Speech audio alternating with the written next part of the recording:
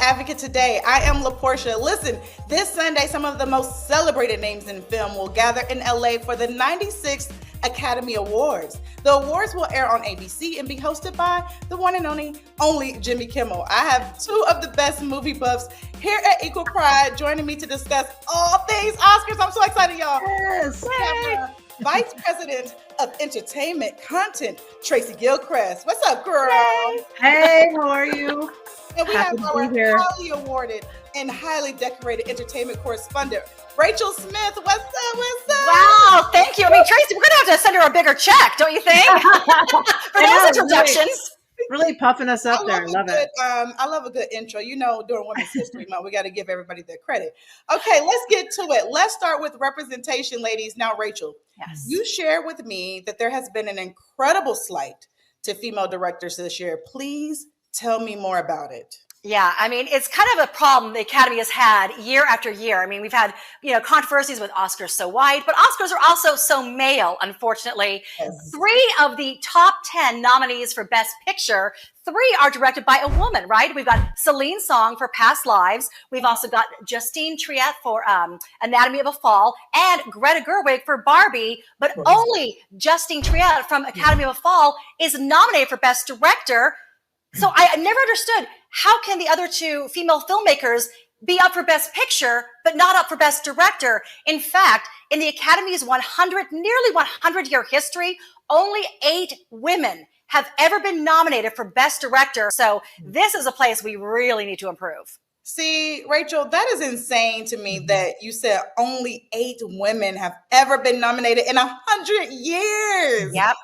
Yeah, crazy. In 100 years, but also patriarchy. So, why should I even be surprised, right? I'm like, it's honestly insane. Tracy, why do you think that women directors have such a hard time even being nominated?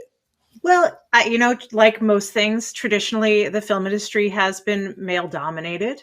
And, actually, what's weird is early on in the film industry, you had directors like Ida Lupino, who was a woman really, really, very centered in Hollywood and working side by side with men.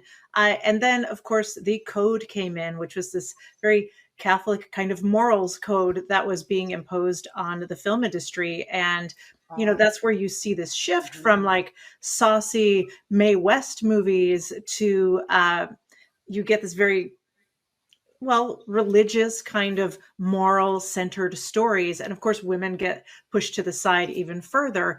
I think it's just one of those things where women are not respected as much in leadership positions. There's this idea that they can't do it. So there's not the respect that men get. They don't have the opportunities. You see men directing one small indie film, and then the next thing they get is a Marvel movie. And literally. And yes. And that Marvel movie may suck, but they still keep getting movies. It's just, the idea of men failing up, whereas women have to always prove themselves 100% across the board.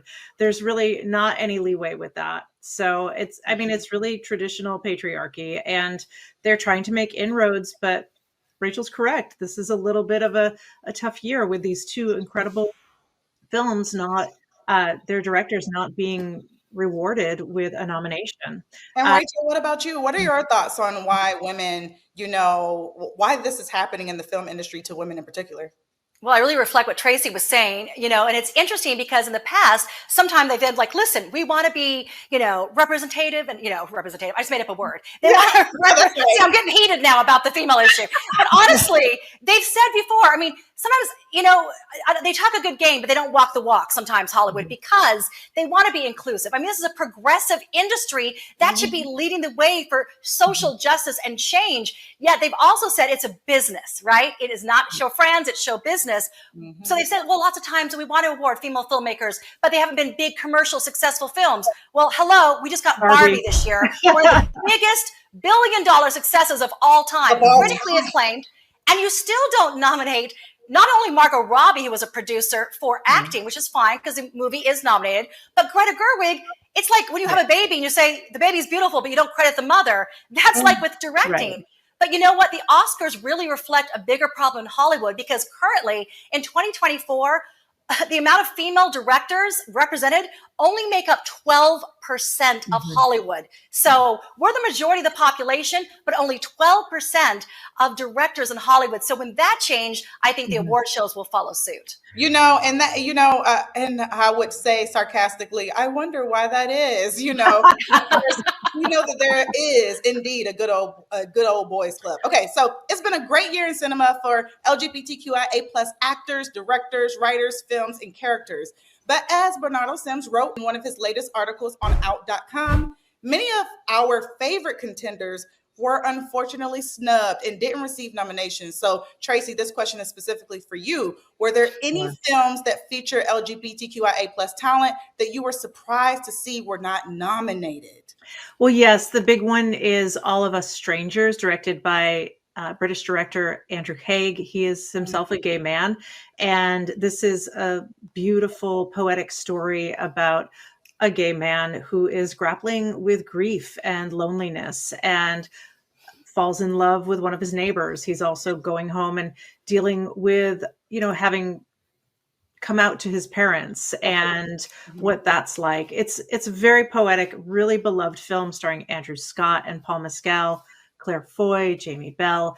Really beautiful. Did not get any love from the Academy.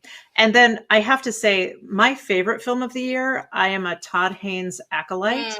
My favorite film of the year was May December. Yes. That is not, there's no queer love story. There's one gay character, but in its DNA, that is a queer coded film from beginning to end. And it got a screenplay nomination, but Todd Haynes, who has given us Carol, Far From Heaven, Velvet Goldmine, I'm Not There, these incredible films, has never been nominated. And he is a queer filmmaker from way back, where it's just like, it's in his politics, in his DNA. Yeah.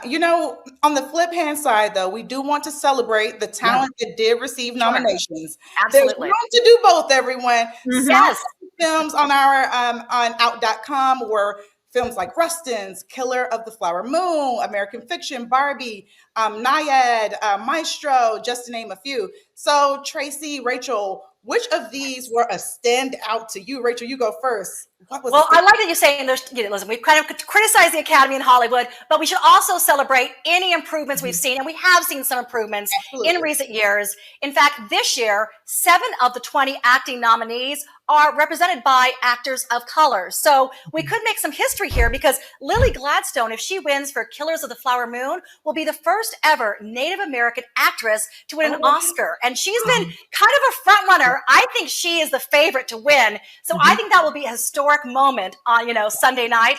Also, Sterling K. Brown and also Jeffrey Wright from one of my favorite movies of the year, brilliant film called American Fiction from brand new filmmaker Cord Jefferson.